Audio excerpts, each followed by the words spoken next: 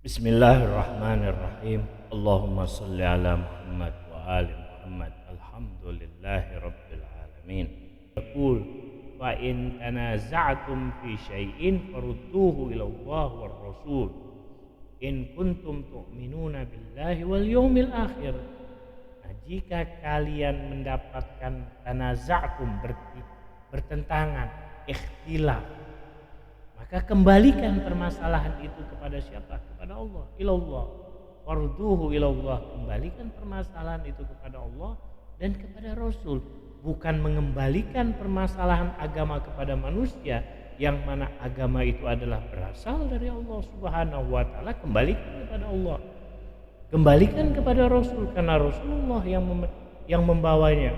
Bukan ketika kalian ikhtilaf, ketika kalian bertikai lalu kalian kembalikan permasalahan agama kepada manusia. Salah.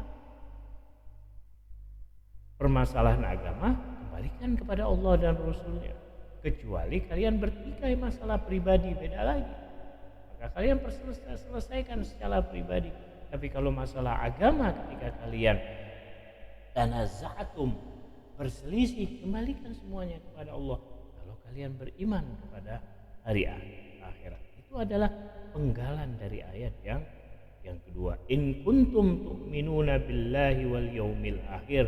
Kalau kalian tidak mengembalikan perkara agama kepada Allah dan Rasulnya, maka kalian in kuntum, kan jika kalian beriman. Kalau kalian tidak mengembalikan, berarti kalian tidak beriman kepada Allah Subhanahu wa taala.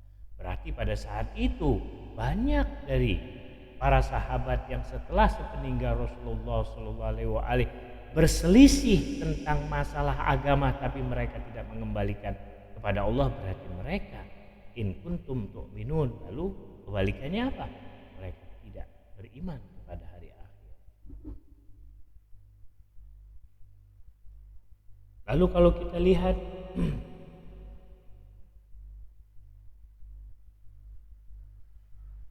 lihat hududu itu ati ulil amri, batasan-batasan ketaatan kita kepada ulil amri itu bagaimana? Soal, ada pertanyaan. Qabla duhul fi tafasil nazariyatil mufassirin haula makna ulil amri la budda min tawdih haqiqati muhimmah laha daurun fi fahmi makna ulil amri. Jadi sebelum nanti anak uraikan panjang lebar tentang arti, tentang pemahaman arti dari ulil amri itu seperti apa, kita harus ketahui permasalahan yang penting, bahwa hal anna ita'ata ulil amri muqayyada wa masyruta au annaha mutlaqah kama fi ata'atillah wa rasuli. Apakah ketaatan kepada ulil amri, kepada imamah, kepada khilafah itu ketaatan yang bersifat masyrut, bersyarat, atau ketaatan yang bersifat ya mutlak sebagaimana ketaatan kita kepada Allah dan Rasulnya? Wa bi ibaratin ukhra hal anna ita'ata ulil amri muqayyadun bi quyudiz zamaniyah wa makaniyah. Dan apakah ketaatan kepada ulil amri itu terikat pada sebuah tempat dan waktu? Maka demikian, ketaatan kita kepada Allah dan Rasul tidak terikat pada waktu dan tempat. Di mana saja, pada siapa saja wajib taat kepada Allah. Mau dia berada di benua Asia, di benua Afrika, di benua Amerika, di Timur Tengah, di mana saja mereka berada, ketaatan kepada Allah dan Rasul tidak terikat dengan waktu dan tempat. Kapan saja, mau zaman yang dahulu, zaman sekarang, yang akan datang, sama ketaatan kepada Allah dan Rasul adalah wajib. Tidak terikat dengan waktu dan tempat dan kepada siapa saja itu manusia. Dan apakah ketaatan kepada ulil amri demikian juga? Mutlak, tanpa terikat dengan waktu dan tempat, kepada siapa saja, baik dia bangsa Arab, bangsa Ajami ataupun bukan, di mana saja mereka berada. Apakah demikian? Sama ketaatan kita kepada ulil amri, sama kepada ketaatan kita kepada Allah Subhanahu wa taala dan Rasulnya? Mutlak.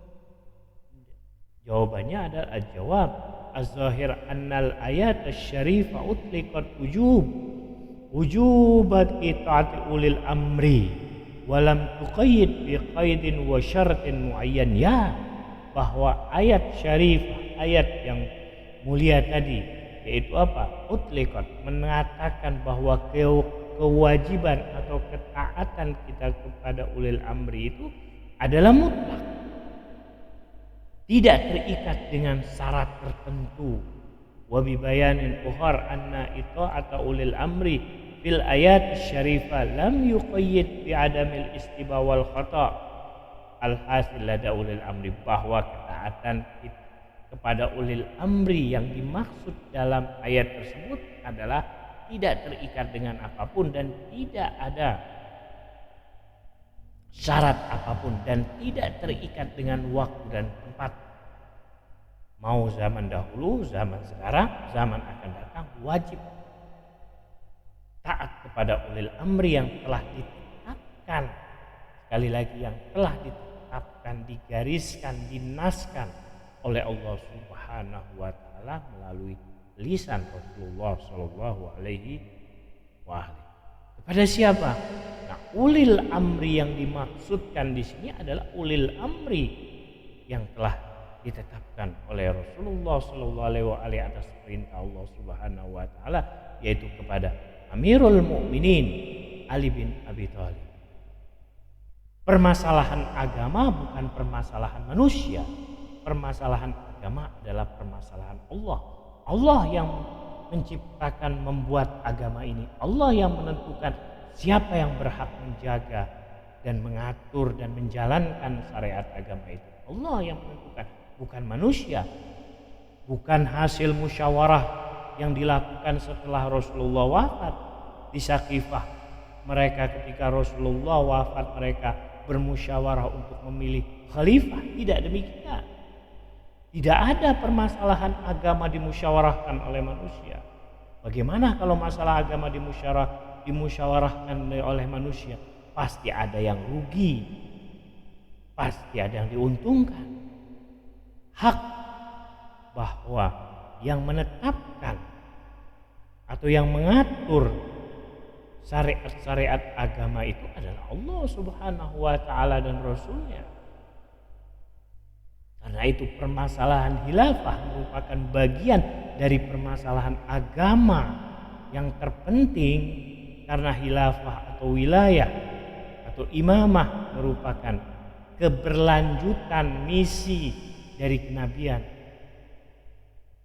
setelah Rasulullah Shallallahu Alaihi Wasallam. Karena itu kenapa Imam Ali diangkat oleh Rasulullah Shallallahu Alaihi Wasallam ketika beliau masih hidup, karena memang seperti itu nasnya, perintah yang diperintahkan oleh Allah Subhanahu wa taala.